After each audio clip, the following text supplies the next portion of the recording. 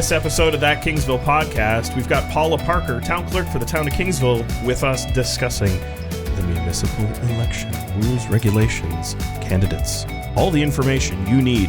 Make sure you're registered to vote. And then I get all fired up because it's my turn to get fired up, so get ready. There's a Dave rant coming in. Can I get a splash, Gary? No, you do sounder. Go right ahead, do a sounder. You don't have one for me, do you? No. I'm not the goose honk. All right. No. Yeah, but I want to splash Dave's rant. Yeah! Applause. I'll give it. Dave victory. Stay tuned for this episode of That Kingsville Podcast.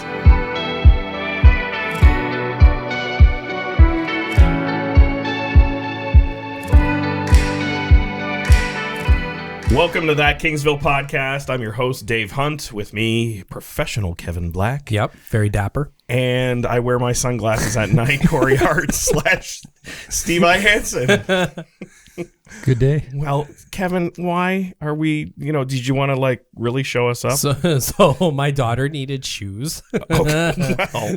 So it was a tight timeline. So I left work at the hospital, drove to Kingsville, picked her up, drove to the mall, picked up some new running shoes, turned around, drove immediately right back, dropped her off at Leah Maria's because my wife is still there. And then it was 10 to 7 and we were recording at 7. So I quickly stopped, grabbed a coffee, put it in my travel mug, and then drove here. It's not even warm. It's kind of sad. Was it brewed from this morning? It just poured it in? Might be. You gotta, hey, listen, any port in a storm, it's still You know coffee. what? It's my fault I didn't stop to see Craig, and this is what happens. I saw Craig at Banded Goose Brewery and still doesn't want to give us a plug. Craig. We may have to just call it That Delicious Coffee from Kingsville. Yeah, Kingsville's delicious coffee. I don't know if Could there's be from anywhere 52 places. I was just going to say, I don't know if there's a color associated with this coffee. Anyway. Starbucks. No. Whoa. No. Whoa. There's a large corporation. Yeah, they don't get free plugs. No. I don't need it. Yeah. I don't exactly. If they want us to say their name, they can pay us. Yeah. Pay us. You mean we can turn this into a lucrative career? Oh, hear that, Starbucks? I mean, you just start saying corporate words like General Motors, Coca-Cola. Who's got the money? Who's got the money? We'll just tag them all. Maybe someone will give us some cash. I'd like to remind everyone that That Kingsville Podcast is proudly supported by Kingsville Brewery. They don't pay us with money. They pay us with love. We love our friends at Kingsville Brewery. We do. Anyway, Steve, why the Corey Hart impersonation? I'm tired. It was a late night. Got home at 3:30 this morning. So. And where were we until 3:30 in the morning, sir? Well, I was on the 401 for most of it, but I was at John Mayer concert in Toronto, Ontario. The Big Smoke. Indeed. The concert, yeah. Toronto, all of it. All of the I above. tell you what, I haven't been to Toronto in some time, obviously. And how come? There's just no reason to go. But no, actually, you know what? It was fun to see. Yeah. It was just What venue, first and foremost? Scotiabank Arena. Oh, okay. Yeah, second time I think I've been there. I saw a Raptors game a few years ago. Quite a few years ago, actually. Yep. But no, we ate at a restaurant right at the corner of Front and York. Yes. So what was really interesting, yeah, I mean, I like people watching anyway, but was just seeing people, throngs of people, whether they were going across the street to Union Station or, you had your business types and your construction type, just crazy people everywhere. And it was really nice to see. And then the concert itself, I mean, anyone who hasn't listened to John Mayer really should listen to John Mayer, because I think he's one of those people that regardless of musical tastes, you could enjoy something that he's done. It was actually my wife that got me introduced to John Mayer. She was a fan before we met. And this is the second time I've seen him live, and he's a phenomenal musician. Great guitar player. Incredible. Just, yeah. And he has 9 other musicians / vocalists with him, and they are so tight. The sound is just, it was an outstanding show. So how long do you play? 2 hours. Wow. There was an opening act that came on probably about 7:45, and he played till about 8:30, him and his band. And then John came on. I call him John just because, Well, you guys are buds. Yeah. I've seen him twice now. He came on about 5 to 9, and he played a solid 2 hour set. There was one song encore. He was done just before 11. A little bit of interaction with the crowd, fun stuff, but that's just it. They go and they just perform. And yeah, a lot of fun. Did you ever see the skit with him on the Chappelle Show? Yes. Oh, so good. Yeah. He's just going around and playing guitar licks. Yeah. He's quite funny too. I mean, I recommend. Question. Oh, sorry. No.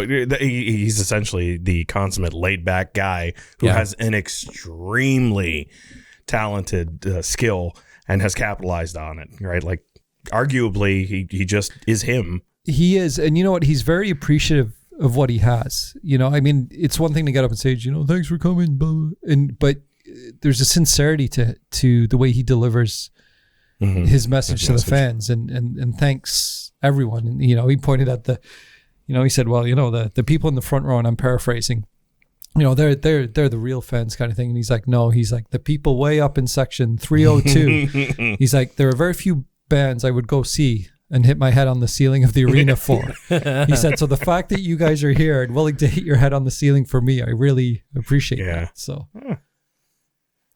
did you wear your Tool shirt just in case people were doubting your crowd? The thought entered my mind. And I thought, I'm going to be really out of place in this shirt. So no, I had a nice black button down. Of course, you want to look good for John. I want to look good for my wife. I don't care about John. She's looking at that eye candy all night. She's got to look at you too. She needs to remember who she came with, not who she wants to go home with. I'm kidding. I want to go home with John Mayer. Okay, arguably. Listen, I just hang out. He's dreamy. He's dreamy. Look at his. He's a cool dude. He would be fun to have a beer with or two. A couple of Kingsville Brewery specials. Yes, Czech lager and light hay. Nice light day. Fantastic. Light day. Yeah, I got to go over to the US as well, as I posted on our social media. America. We want to talk about this too. Yeah, exactly. I got to attend the Detroit Lions NFL draft party. My boss was very kind, and he is a season ticket holder. I am no longer a season ticket holder, so I didn't have access. You're going to want to be. No, you know what? I'm kind of done giving that organization thousands of dollars. Anyway, I'll go when I want to. But he gave me his tickets because season ticket members were invited to attend because in 2 years, Detroit will be hosting the NFL draft. And my brother-in-law and I are very experienced with attending the draft. I've got a history, and I won't tell that whole story, but it was very interesting to see how Detroit was going to handle it. A, because they're going to host it, and B, because they had 2 picks in the first round. So they had the second overall pick, and then they had the 32nd pick, which was obtained when they traded Matt Stafford to the LA Rams for Jared Goff and some picks. So quite a production this year around. A lot of people, a couple thousand people. And of course, there was a special event for all of the club ticket members where they had special treatment. The players were interacting with them, and the rest of us plebeians and peasants and whatnot, we got to sit on. Please, you sit over there. You get a hot dog and a pop, and that's it. And they're eating whatever. They spend tens of thousands of dollars on their tickets. So, but yeah, the draft pick, and I'll keep it short because not everybody's a sports fan here. There were two players, Thibodeau and Hutchinson. Hutchinson is a Michigan Wolverine, and Thibodeau played in Oregon. These 2 players were essentially slated to be drafted by the Detroit Lions, and it turns out the Lions picked the hometown Aiden Hutchinson, who is a defensive player, and everybody went crazy because it's... Ticket seller. Yeah, exactly. And that's what I said. The group of guys I was with, it's like, that is a business / performance move, because arguably both players had advantages and disadvantages, but if you pick the hometown guy, you're going to put butts in the seats. Yeah. So...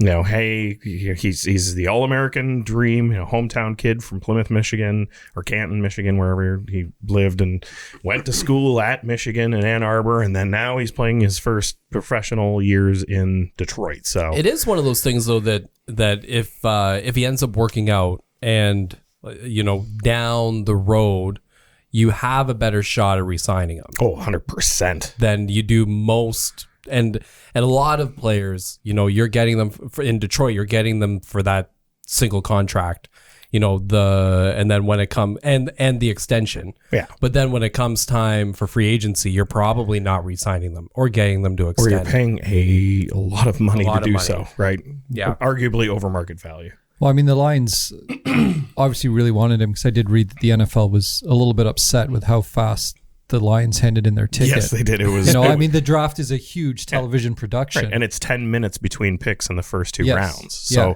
So when the draft starts, that first team has 10 minutes to submit their pick. Right. And at the end, if they haven't submitted their pick, then the next team can pick. But as I recall, Jacksonville made their pick, and then within seconds, all of a sudden, Detroit pick is in. Yeah. But I'm eager to hear how it went down for the second pick. Well, because because it is Detroit and because it is hometown crowd and because a lot of those people that are there aren't draft geeks, right?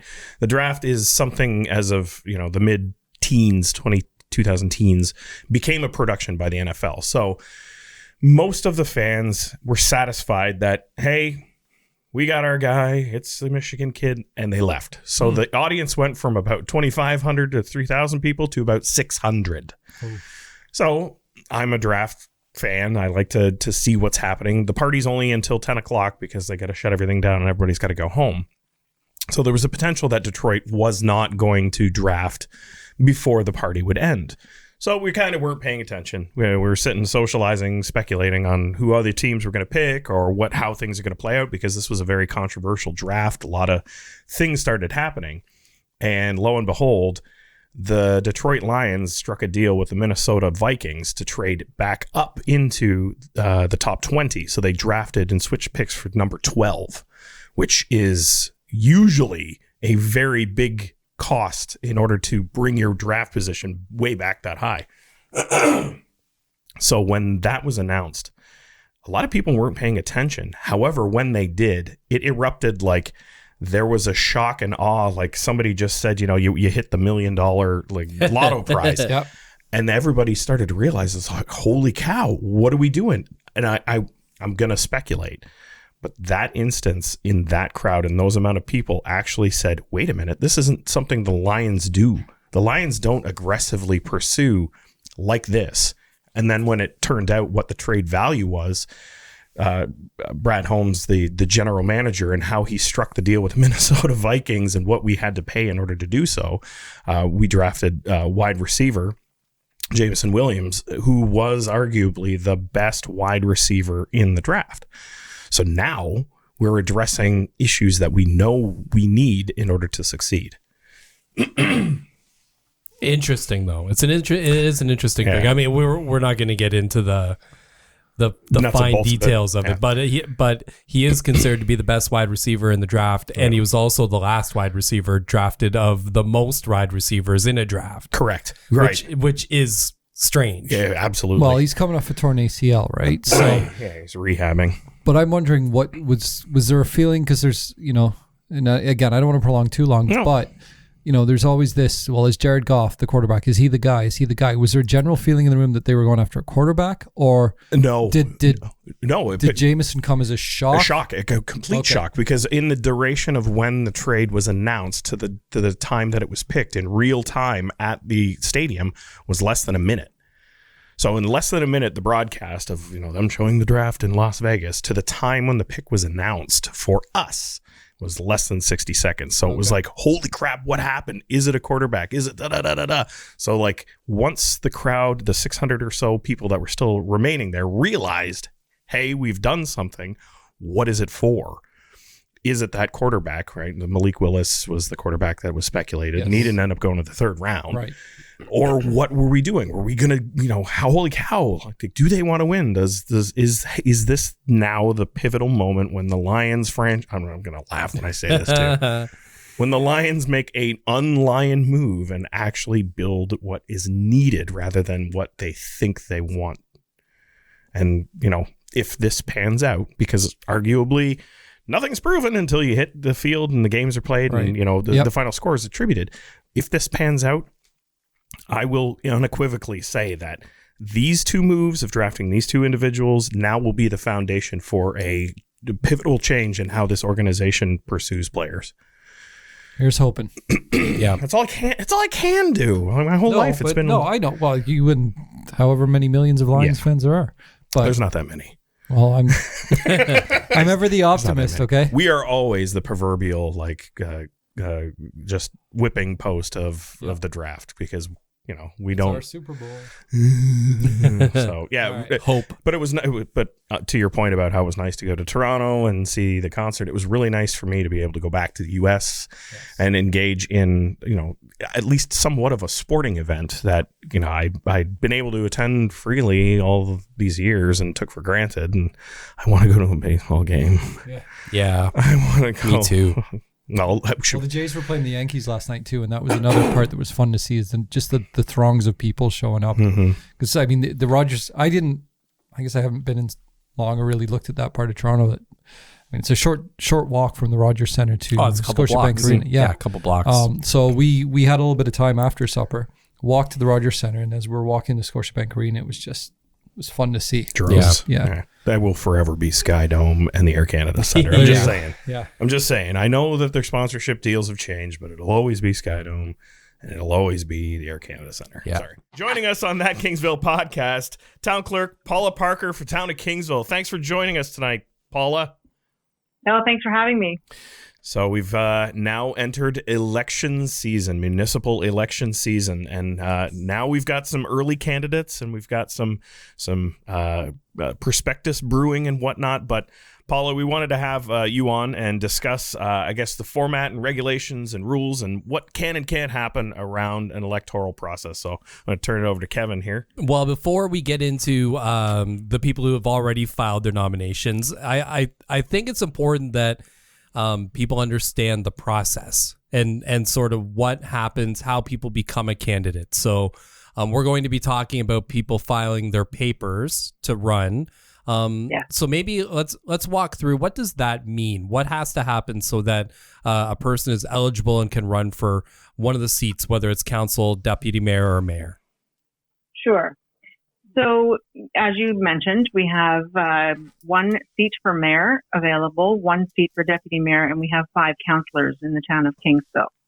So what happens is the ministry has a prescribed form that is required to be filled out by any of our candidates who are eligible to run in the Kingsville election, who would normally be any Kingsville resident. Or owner of land or property in Kingsville. So what they do is they are required to fill out those forms as well. They also now need 25 endorsement signatures. So each individual that is thinking about running for office would have to perhaps go door to door or,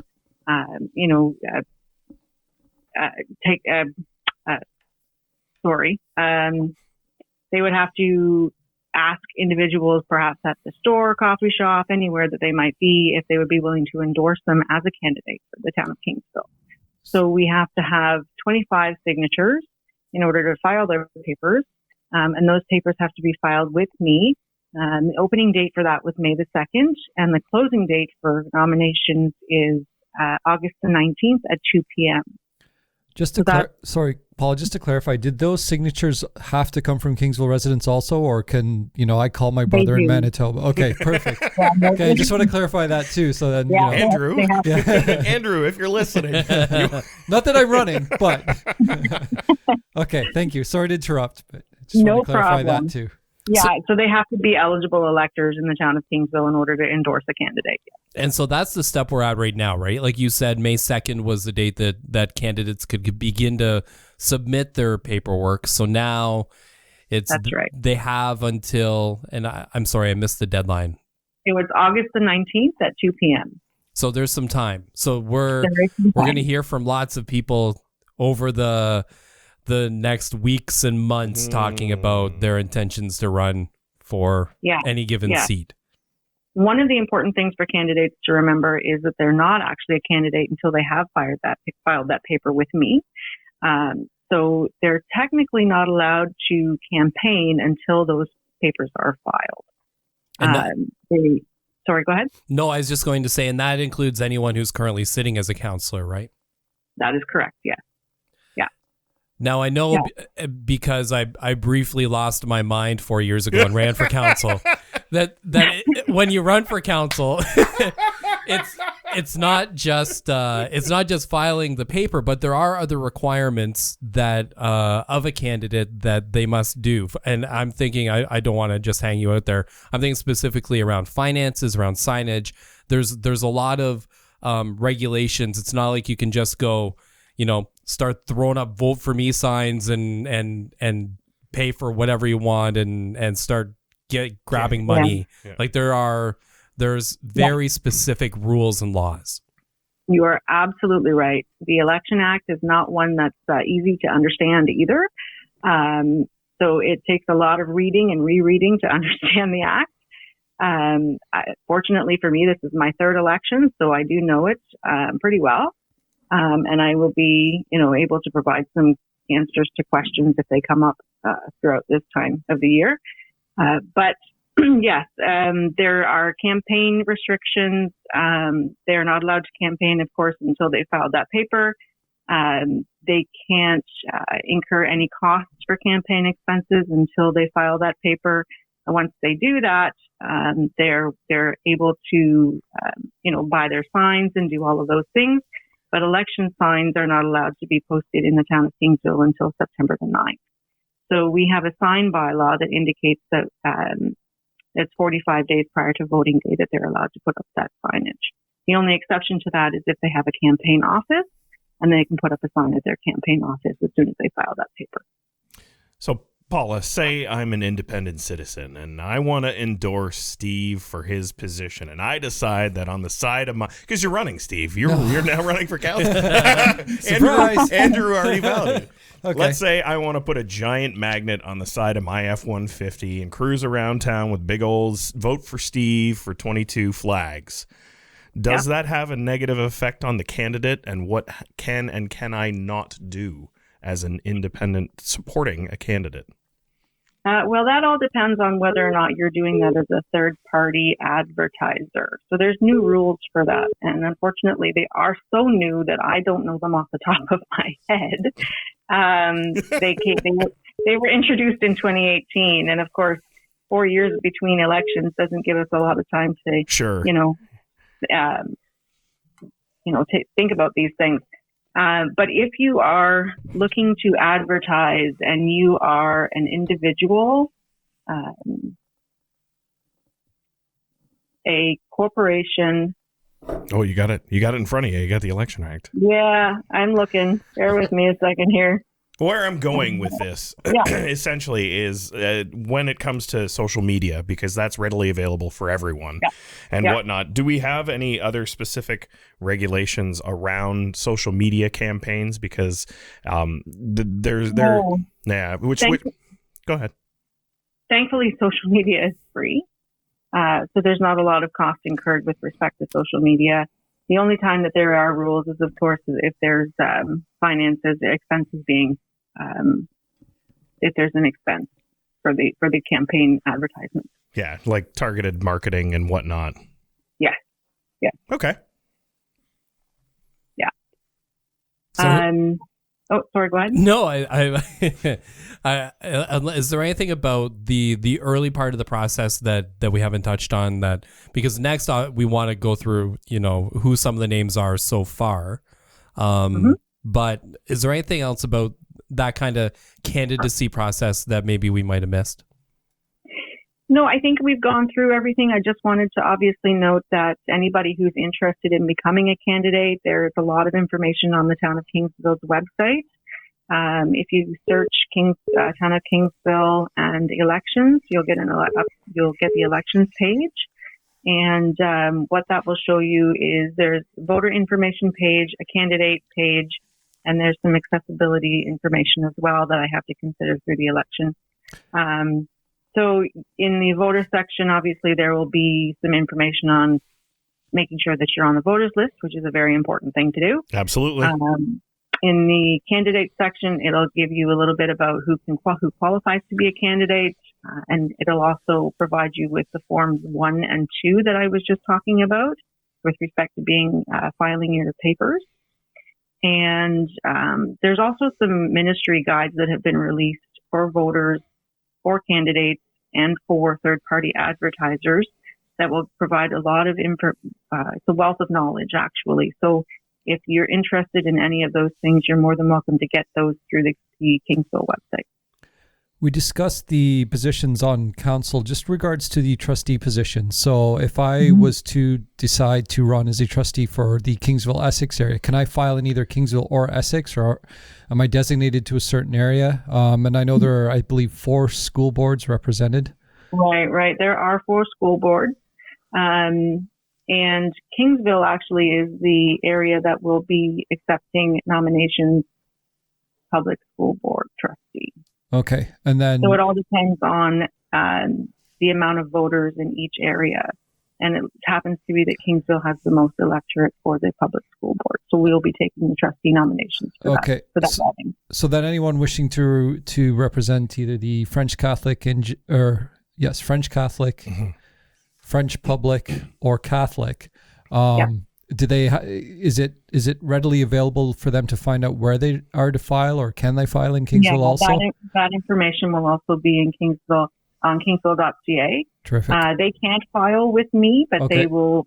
That information will let them know where they can file. Okay, as long as we can provide direction. One of them I believe is the town of Amherstburg, the city of Windsor, and the other is the municipality of Leamington, I believe. Okay, thank you. You're welcome. So let's get to the fun part, the names. So who has filed their nomination information so far? Officially, we have Tamara Stomp for mayor.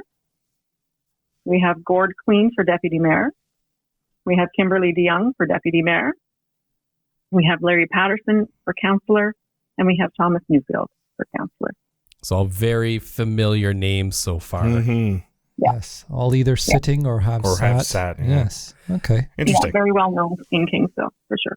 And we won't force you to get into our council candidate conversation, but but we should talk about the voters list and for people who obviously there's an entire municipality filled with people who should be voting coming October. So how are we handling elections this year? What voting format is it? Okay, so council chose in November of 2021 to go with a vote by mail election for this upcoming election. So it's very similar to the 2018 election. I think we did vote by mail at that time as well. So what will happen is voter kits will be mailed out probably around late September, and they'll be accepted back at the municipal office, town hall, between that date and up until October the 23rd. Election day, voting day, is October the 24th, as we know. And there's going to be a little bit of a different process for that date. If you haven't gotten your vote by mail kit in the mail by that time, you're more than welcome to drop it off. And there'll be 2 locations, which I haven't quite narrowed down the details on yet, but there will be one in Cottam and one in Kingsville. And there will also be some accessible voting options as well for any of those individuals that might need it. Obviously, Kingsville is a growing community. We have a lot of new residents. If someone's not sure that they're on the voters list or want to make sure they're on the voters list, is that something they do through the town of Kingsville, or is there another means to do that? Certainly. So up until August, I believe, you can check on the website. If you go to the voter information page on the town's website, you'll see, am I on the voters list? That's one of the questions there. So there'll be a drop-down list, and you'll be able to click on what we call voterlookup.ca. That's a provincial site that provides information. So you would put in your name, your date of birth, and your qualifying address, or your roll number if you know it. And then you can check to see if you're on the list. And if you're not on the list, you can add yourself to it. That's very important. There will be a lot of advertising done by myself in the town of Kingsville with respect to that, so we can increase our voter turnout. It's really important for people to understand that voting is a way for them to make their voices heard. And it's the best way to do it is at voting time. Well, it's, municipal elections have by far the lowest voter turnout, and the decisions impact them arguably the most. So that's right. And then there will also be, I am planning to do a very short 90-second how-to video when we get those voter kits created and they are delivered to Town Hall just before they go out in the mail. I'll be sitting down. Tara, our communications person, she'll be videotaping me do a how-to on how to properly complete that voter kit and how to send it back to us. Yeah. Well, Paula, when that time comes, of course, we'll give you free plugs and remind everyone to get registered and keep everyone abreast of all the developments. Don't you worry, we've got that covered. But that's awesome. I appreciate that. when it comes down to it, and we get everybody, we'd like to have you back on, summarize what's happened, summarize the next steps right before the election actually takes place, and what awesome. Just general reminders. So we want to thank you for taking your time out tonight to speak with us. Again, Paula Parker, Town Clerk, Town of Kingsville. Thank you very much for coming on That Kingsville. Oh, you know what I was going to say? What? So when I was in journalism school, like a million years ago. 2 million. Might be 2 million. My first professor on day one of broadcast journalism class said, whatever you do, when you go to a town or you first move to a town, become friends with the clerk.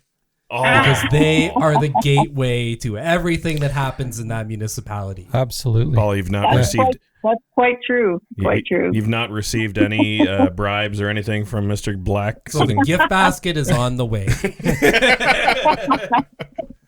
It's quite true. We've got our finger on the pulse, that's for sure. Well, good, and we appreciate you taking the time to give us that pulse, and we're going to ask for it again. So just get ready. I am more than welcome to be there.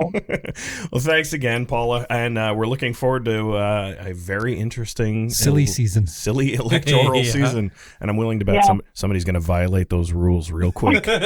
just putting it out. That's why I asked the question. Somebody's going to violate. No, they won't. Not if they listen to our podcast. Yeah.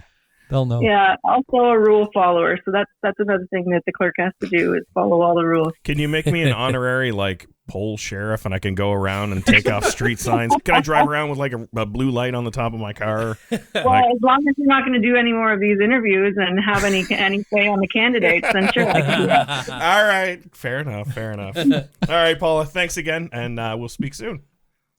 Thank you so much for having me. All right, good night. Take care. Bye-bye.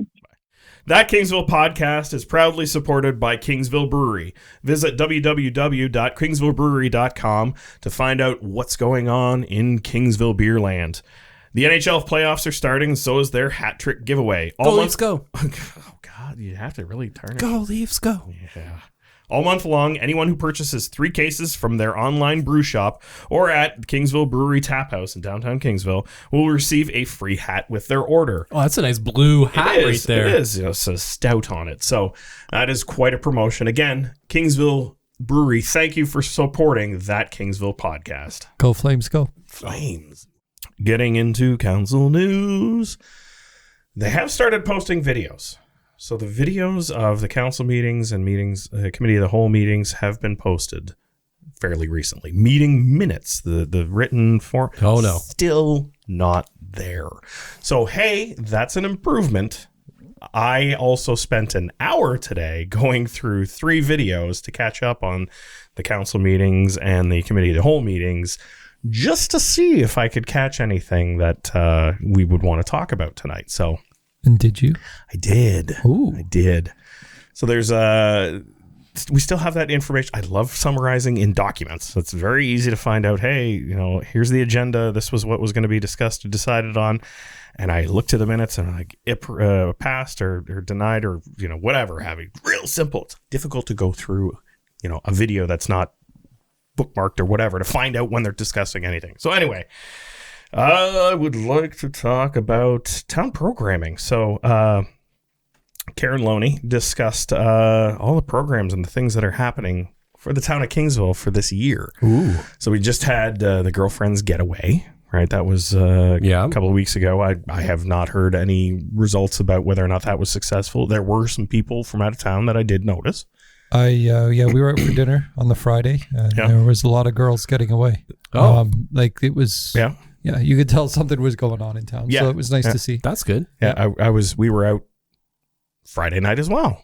We absolutely were. Anyway, and then there was the Latin night at the Pavilion on the 22nd of April. That's part of girls. Correct. It was an independent, activity, right? I could have gone. I could have been in Latin. Yeah. I didn't have to be a part of the girls' weekend. Yeah, it makes total sense. You have it at the Pavilion instead of at the Grovedale.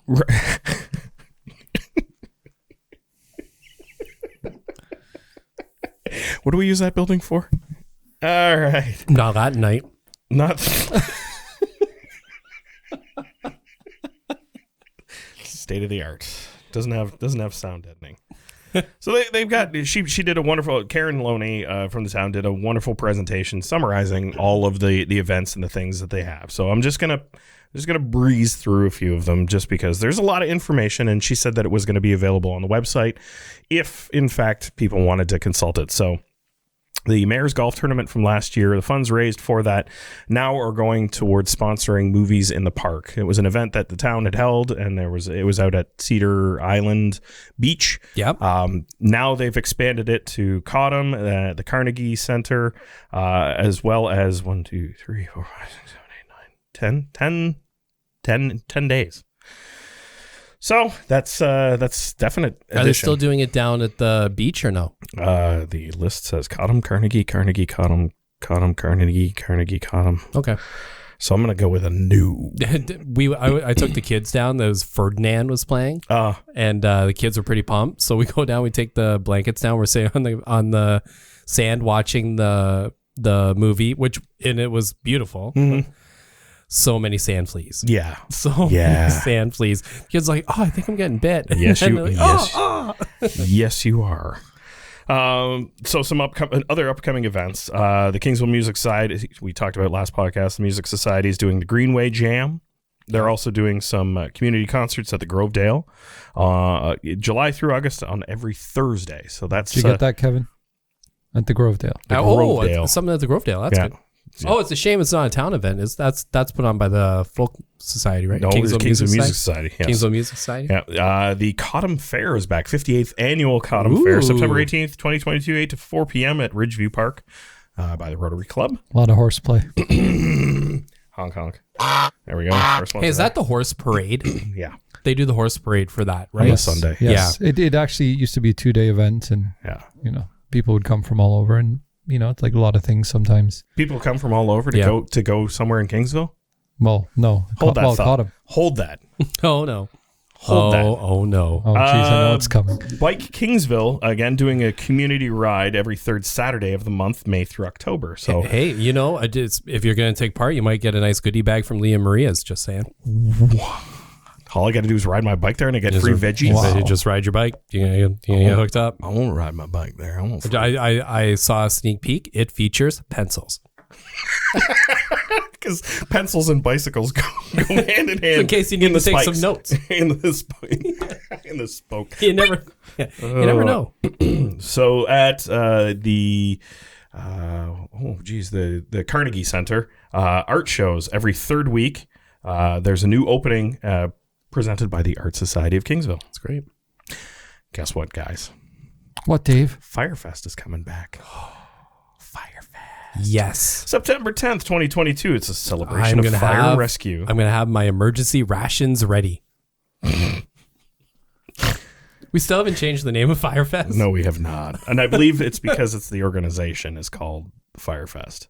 Oh, the Chatham Kent Firefest. Correct. Whatever the organization. Do they call it that still? I believe. Hey, we'll see when the plaques are on the vehicles. Yeah, it's still Chatham. As they park downtown and the streets are closed. They will be having a pancake breakfast, a slow roll of vehicles, activities, and it's subject to approval. So we're seeing whether or not that's still transpiring.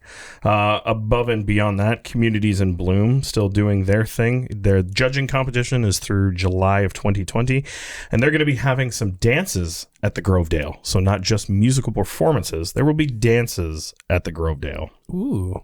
Maybe some square dancing? Maybe linear dancing. Maybe some linear dancing. Round.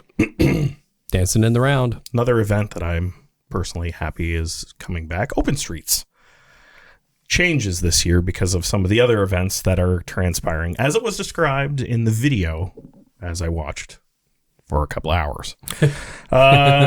So again, intended to be on Saturdays from 4 p.m. to 10:30 p.m. Streets will be closed to traffic from 3 to 11.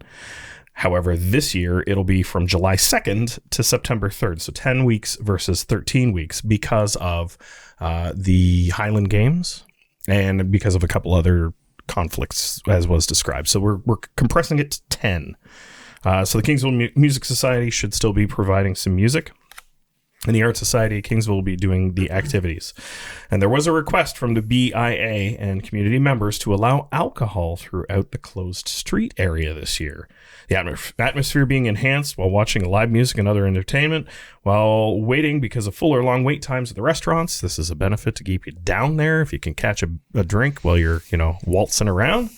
And AGCO, the Alcohol Gaming Commission of Ontario, allows it. But this needs further investigation and development. So I am not 100% sure that I can comment on that because I may have to declare a conflict. Well, when you do, just get out. Lee and Maria's had proposed a plan to set up a booth, and some of the wording there seems to be similar to some of that. Say no more. So it's interesting. You wore the nice. We don't want to sully your name. You wore the nice shirt. It's interesting. It's an interesting idea. Now, and just gonna walk through this for 1 second. Mm-hmm. If the town is licensing, so they take out a liquor license to cover the entire stretch of road, then I assume the people are going to be purchasing from the town of Kingsville? I would assume so as well, because when I purchased my alcohol permits, then that was my responsibility in order to procure. Right. I don't know if so you can't. And from my understanding, I'm not a legal expert. You're a scientist. Yeah, I am a scientist. I like to think I'm an engineer sometimes. I'm possibly also a historian. Sometimes a political historian, sometimes an engineering historian, sometimes an AGCO historian. But obnoxious 100% of the time. 100% obnoxious.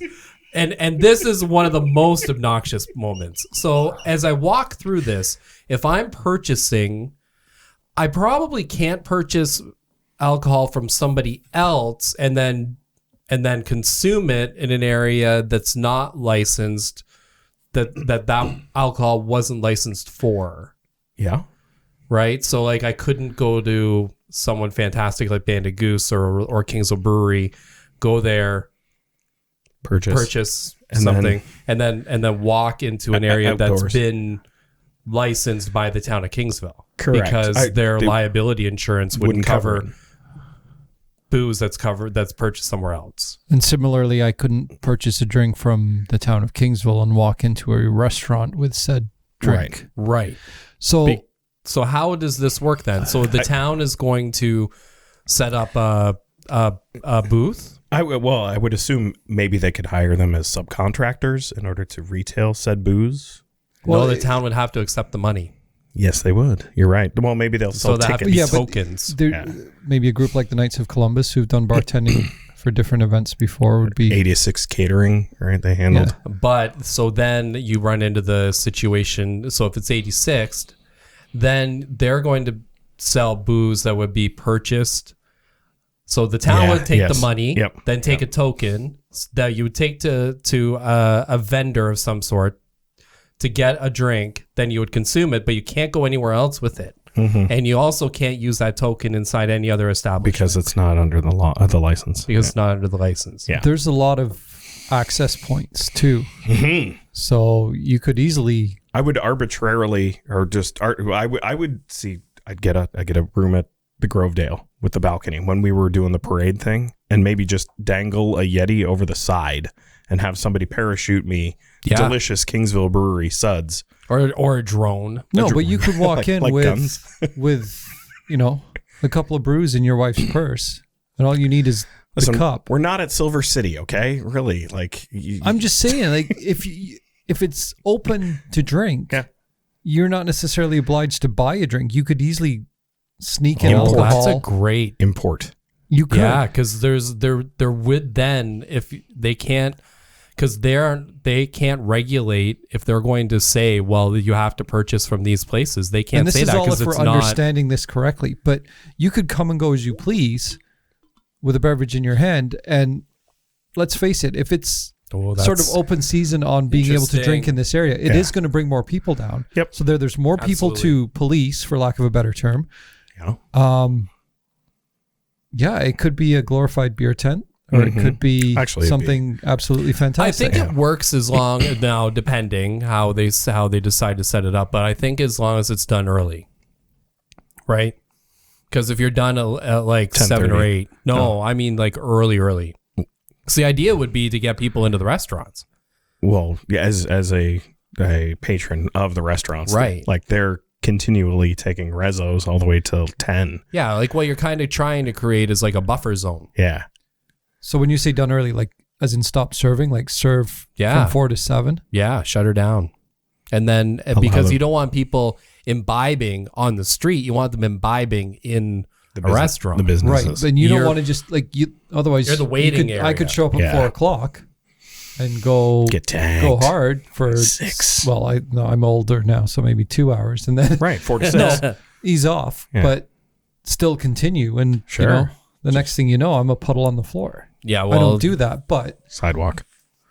Yeah, you'd be a puddle on the sidewalk. Okay, sorry. Because you probably wouldn't get allowed into one of the places. Okay, right? Well, what a semantics. Yeah, but you'd be there. I get it. Hey, listen, maybe not me then. Somebody else, Kevin. Somebody else. It's something that we should just, monitor. Would they wear sunglasses at night?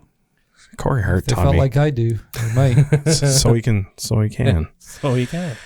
October 13th through 16th, 2022, the Migration Festival comes back. Thursday, the Unplan Art competition opens. Friday, movie in the park. Saturday, children's activities, tours, walks, strolls, and rolls. Sunday, the art show, Windsor Symphony, celebrate Jack Miner Sanctuary. New, there's a murder mystery dinner fundraiser in development. Oh, that's exciting. Yeah, there is. Is this a thought of the new executive director? Listen, I did not have any conversation with Mayor Santos about this. Finally, Fantasy of Lights makes a return again forever. 30th year, whatever we at now. Oh, it's not that many. 1100th year. Dude, they were doing it when we were in high school. That was 20 some odd years ago. 24 since. I don't even know how to count. November 19th, the opening. I say it's about 28. So November 19th is the Santa Claus Parade. So let's... it does not say the time of day on November 19th, but Steve or Kevin, do we know what day of the week that is? It'll be a Saturday. It'll be the Saturday, the 19th. Parade opening ceremonies, fireworks, November 25th to 27th. Kingsville Express train rides in the Tesla train, and hot chocolate will be available each weekend till 2023. December 3rd and 4th, holiday market, bonfire music. December 8th, Paws and Claus pictures with Santa. December 12th, breakfast with Santa and crafts. New for this year, Lights in the Park with KDHS. Ooh, so that's not new. I thought Lights that's in the who Park made it. Isn't that literally what it's always been? I didn't. How many trip and fall reports do you think we'll have? Do you want to do an over under? Listen, you guys, just because you don't know how to walk down that slippery the paths slope, are paved, so it should be easier. That slippery slope. So along with that, there is a wonderful, I'm going to show the camera, which can't read or pick up anything. But yeah, she's done a lovely job of summarizing a lot of everything that's happening June through November. So what I've discussed already is pretty much the high level things. And there's peppered in activities both at the recreation complex and all throughout town. So lots of programming happening. Busy. I will interject real quick. Dave, well done, sir. 30th annual this year. Ladies and gentlemen, look at me. Look at you. I wanted to ensure that I was wrong. And I want to make sure the information was correct. Right, but it wasn't. I didn't think we were quite there yet. I thought we were because I know. And you were right, Mr. Dewey. Right, time means nothing to me, but I thought it had started right before I got to school, to the high school, and it would be your first year at KDHS. I suppose so. Well, just a little bit of council news because, again, I only went through so many different videos because I didn't have meeting minutes to peruse. But there was a cert request for Hogs for Hospice. So as we had Pastor Dushan in to talk about blessing of the bikes, which, by the way, got a little postponed because of the weather on the 1st. Did we hear it in town? Because I most certainly heard it in town. Oh, yeah. Yeah. Wonderful. Great to see. Yeah, wonderful event. Hundreds and hundreds and hundreds of bikes and whatnot. But as I understand, the event went off flawlessly because that afternoon the clouds parted and it was gorgeous on that Sunday. Yes. But the Hogs for Hospice had submitted a cert request in order to have a couple of thousand bikes congregate in the downtown area. So they asked that on July 30th, 2021, from 11:30 a.m., to 2:30 p.m., that we close Main Street from Division to Queen Street, Main Street West from Division to Queen, Main Street East from Division to Spruce, Division Road North from Main to King, and Division South from Main to Pearl, in order to have them all congregate in the downtown area. What day? July 30th. So was that the Saturday? So that's already an open streets day. Yeah, that would lead right into open streets. Correct. Would lead into open streets. It's a long time to have the street closed. Well, is it though? Is it that long to have 2,000 captive people in the downtown core when all of the businesses went for 2 years with a limited schedule? No great debate here. So correct? Yeah, it's a good point. It's a long weekend too. It is a long weekend. That's the civic holiday weekend. Holiday. So it's a good draw. Well, could see that. Well, yep. Okay. Plenty of opportunity. You know how I'm saying. Well, Hogs brings a lot of people to the town of Leamington. It'd be nice to have some of those people. Wouldn't it though? See another town. So how'd that debate brings go? the cult. Oh, that seems like I see what you did there. Yeah. I like that. Yeah. There's smoke on the horizon. Honk honk. No, that's these are cult songs. It's very that's appropriate. not smoke in the horizon. Is it? Not. No, that's Deep Purple. No? Well, Yeah, no, it it's is. no, that's fire. smoke on the water. No, it's smoke on the water. Yeah, but it's Smoke a line on in the song. horizon. Oh, okay. Fire. Oh, yeah. Smoke on the horizon. Oh, fire. yes. Sorry, I take it back. Was it Smokestack Lightning? I Yeah, don't something know. like that. Honestly, I don't that know. seems like a no-brainer. So I would assume that got approved. Nope. Oh, Nope. Well, okay. So Kim and Thomas, Councillor Kim DeYoung and Councillor Thomas Neufeld asked if there was an opportunity that maybe that the Hogs for Hospice organization could change the location. So possibly Migration Hall parking lot was thrown around. so nowhere near any of the businesses. Nowhere near the businesses, Okay. no. Or possibly, congregating in the Unico parking lot. That's not big enough. 2,000 bikes, and other municipal parking lots around town. I get it. This is, you know what? If there's one thing I can say about this council, it's that they really hate shutting streets down. They do. And it was as a result, they indicated that there were business owners that were upset that there was going to be additional road closures of the downtown core. Please keep that in mind. Okay. So Councillor DeYoung and Councillor Neufeld had presented the option of quite possibly, can it be relocated or could we approach Hogs for Hospice and do so? Councillor Laura Lucier could not support the street closure. However, she was involved with the open streets, so she feels that we have asked a lot of the town and that she can't continue to extend this closure. Okay. Even though it's already going to be closed that day. Correct. Okay. Just a couple hours earlier. Keep that in mind too. Keep that in mind too. Okay. What time do they want to close it at again? 11:30 11:30. to 2:30. So right before, open streets would So take 4 place. hours prior. Yeah, 11:30 to 2:30. Roads close at 3. Shut them down at 3. If I remember right, they actually used to start open streets earlier than that. It was the first year. Yeah. Yeah. Just saying. And it was for 3 days in a row. Right. Okay. So Deputy Mayor Gord Queen, again, and I'll let this know. Everybody's appreciative of what Hogs for Hospice is doing in the community. This is not a contest. This is not an anti Hogs for Hospice, their initiatives, their fundraising, none of that. No. The objections are coming as a result of street closures. So, Councillor Deputy. Right, like No. I'd let him go. I'm sorry. Deputy Mayor Gord Queen, again, blessing of the bikes. He supports Hogs for Hospice and whatnot. He approved the blessing of the bikes for Hogs for Hospice. He acknowledged that, yes, that event had the traffic through flow and it wasn't congesting. However, there were some street closures in order to facilitate that, but it wasn't on the main street. He was proposing or discussing possibly proposing this event in lieu of open streets for that day. So substituting open streets for this closure for the Hogs for Hospice. Councillor Kim DeYoung then spoke up and does not support this in its total approach. So they were discussing that maybe possibly you could just shut down Division and have the event just on Division Road. And Andrew Planky spoke up and discussed the reasons why the road closure was where it was at. And he indicated that that was a revised proposal that is actually less of an area that was originally discussed about closures because of the amount of motorcycles that would be present. It is in upwards of 2,000, which takes up a lot of space. And I don't know if you guys know this, but generally if there's 2,000 bikes, that means there's at least 2,000 people riding them. You betcha. And a lot of noise. Downtown. You know what? I would hate to see 2,000 people just hanging out downtown for 4 hours. Like emergency vehicles when you're trying to talk about a Christmas parade or... Hey, no, I was alluding. Oh, don't you worry. Yeah, I know what's coming. Come on, let's get there.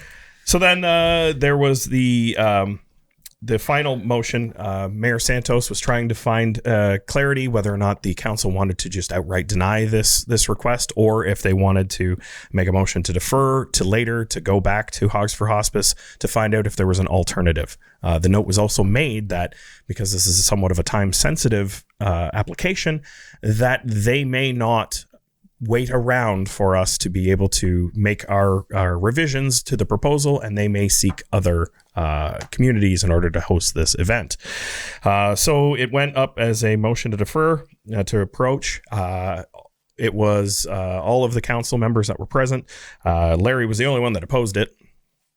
All the other ones that were present voted to defer it. And so let's just recap. So we, as a council, are not in favor of extending the closure times outside of what is normally considered for open streets, even though it could bring 2,000 people into town. So that is kind of the stance that we can expect council to decide, is that, you know what, even though it may bring people to town, we probably shouldn't close roads on weekends longer outside of the open streets timeline. At no cost other than what the infrastructure closure would be, because there's no advertising, because this is an established event that we are taking advantage of someone else's organization to do. All you have to do is facilitate. And I would like to know, and listen, of all the business owners that we have here, who is complaining about having a captive audience in front of their business? I guarantee you that none of those business owners, and I'm going out on a limb, doesn't have 2,000 people walk by their door every Saturday. Nobody knows what that impact could have, and it's for 3 hours before another closure. But we close the street for other things, like in Essex, they close the street for car shows. And we have another event called Firefest. Firefest is exactly the same circumstances. It's a closure for the day, better part of the day. Is loud noises with all the sirens and all the emergency vehicles. And it's stagnant. That doesn't allow people to go through that area. Why is this any different? Is it on the same day as an open streets? Yeah, it's a Saturday. Yes, it's a Saturday. That's weird. So let me go back. So the town is planning an event that brings nowhere near the same amount of foot traffic to businesses in the uptown, and they're going to close the road early for that. But it is the week after do. open streets. I stand corrected. So open streets would only go July 2nd to September 3rd. So that's your 10-week limit. Firefest being the 10th. So this would be week 11, but it's not open streets. It's Firefest. So you're actually not even part of open streets anymore. No. It's just only for the emergency vehicles. Like, what are we even doing? I don't understand why this is an issue. If these business owners are this agitated, are you guys members of the BIA still? No. Okay. No. Sorry, I didn't know. I'm going to ask a few of the individuals that I know that are BIA members and find out what the problem is with having a captive audience of upwards of thousands of people in front of your businesses. And the thing is, you're going to have with 2,000 bicyclists. Motorcyclists? Not Motorcyclists. I apologize. Motorcyclists. They're not all going to be coming from Kingsville. They're going to be drawing from all over. The majority of the people coming out to watch Firefest are going to be from Kingsville. Yeah. And being there last year, I can tell you there is nowhere near 2,000 people. No. And the whole reason to do Firefest apparently is to generate business for the downtown businesses. I honestly, what is happening? What are we? And if the rationale is simply they don't want to close the road for that long, that makes no sense. Yeah. Makes no sense. It's a poor excuse, in my opinion. And for what it's worth, and I love the political talk of, well, we support Hogs for Hospice and we support everything we do, but we can't bother to shut our streets down, even though we're already going to be shutting them down a month later. Right. Like, what are you talking about? That talk is outside of both sides of your mouth, and it drives me insane.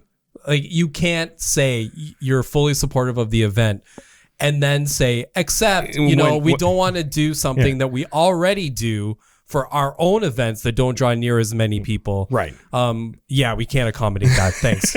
Thanks for coming out. Sorry. Hey, do you want to park in a tiny parking lot that probably only parks 38 cars in it? Can you put 2,000 bikes? You just pile them on top. Like the depot in Amsterdam, like at the train station, right? Like, just park your motorcycles your $50,000 chopper like that. Hey, you know what? How about we just park them all in Harrow, and then instead of having the bikes actually stop in downtown, you can listen to them drive by twice. Well, what was interesting too is that Larry was the one that voted in favor? Against. Sorry. So he was in favor of making sure that this went through. Yeah. So, yeah. I would have thought he could have just said, no, I'll vote with you all, and I'll take them all to Conham. Well, so there's a rumor mill. They've there. found another location already that it's not been substantiated, and I'm not going to say where. Okay, that's fair. But it will not be Kingsville. So our opportunity to have that captive audience. So here's my point.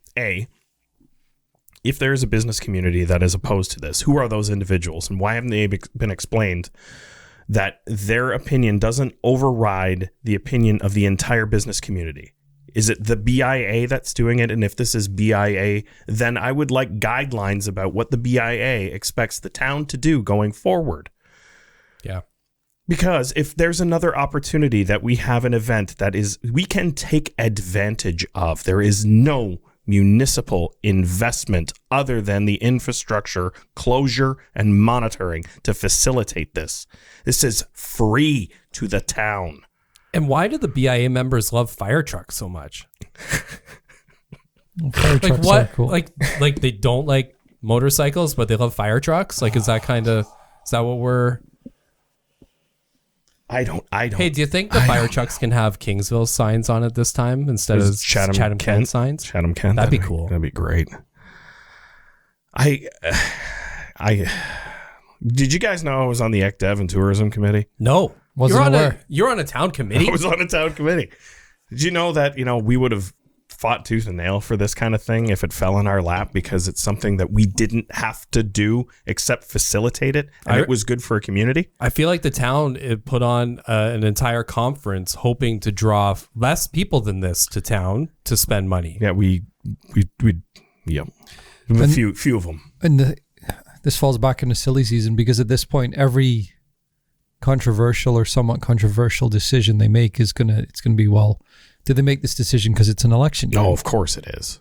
Of course it is. Everything's. So I'm not saying it is or isn't, but that every decision is going to be scrutinized. Oh, well, if this was year 2 of a 4-year term, maybe they would have said yes. I don't know. I don't know about that.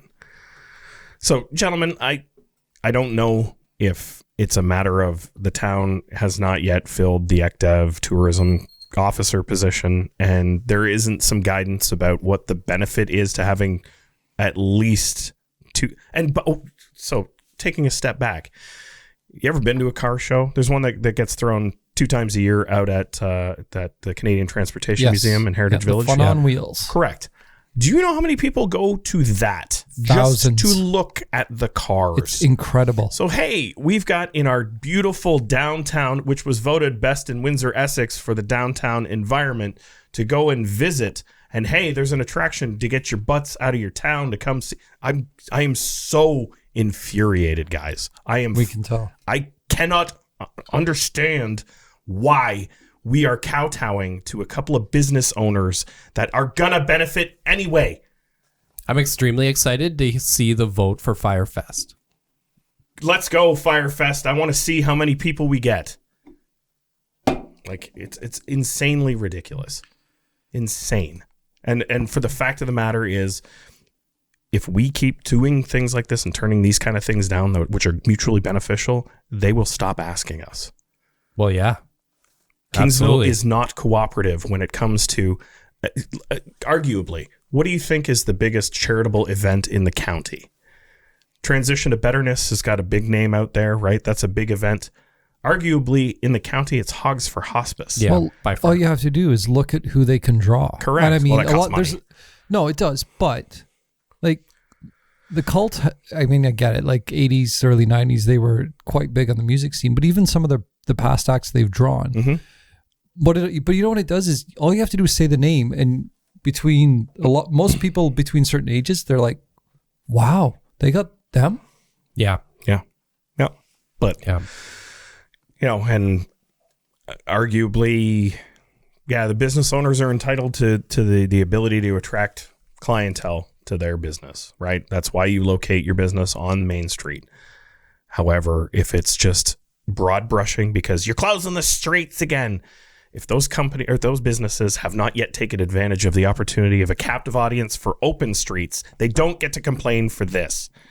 Heck, if the town was to offset via, some tax rebates for whatever their generated loss was, we'd still benefit as a town. I'm not saying do that, but what are you really losing? Yeah. What are you really losing? Yeah. What'd be nice is just some idea of what actually is the council will approve and not approve. But sure. Because they fought to be able to close the streets for days, and then they walked that back, but then made decisions to close it more often. Yeah. For their own festivals, and now they say no to closing it. Yeah. Like what? How? And I are don't people know. supposed to deal with that? I don't know if you guys have noticed. There's a lot of vacancies in the buildings downtown. COVID and new ownership changes and whatnot has had an effect. Yeah. I think we're up to about 10 units now, 10 or 11 units that are now vacant on our main corridor.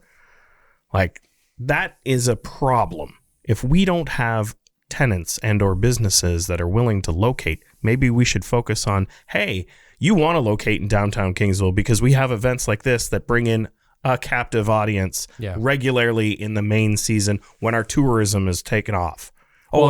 And the complaints is, I have heard from businesses where we're going along with this, but the complaints that I have heard is that all these events happen when they're closed. Well, here's one that would happen when you're open. Or hey, how about you just open up for a period of time during the event and test it out, see whether or not somebody wants to get your hair cut, or what other businesses are downtown that close. You might sell some clothes, or you might maybe you sell a fridge, do some lawyering, right? Well, and I think we sell had a house. No, but I think we had this discussion in an early podcast, and I brought up the bygone days where a lot of businesses back in the day, like we're talking 7,500 years ago, would stay open later on a Saturday during the summer season and close.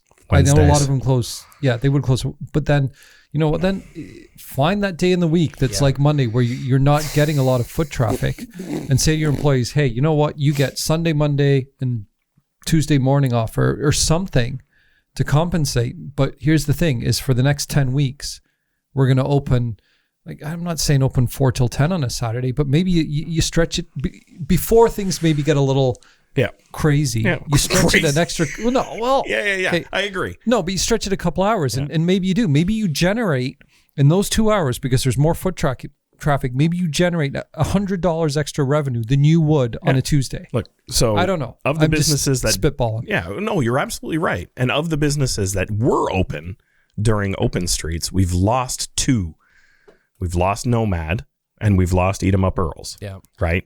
Not due to that. Not due to that. No, Right. due to circumstances beyond the town's control Right, and right. whatnot. But what I'm saying is Nomad was open during open streets Okay. for a portion of that time. Yeah. And Eat 'em Up Earls was also open Yes. for a portion of that time.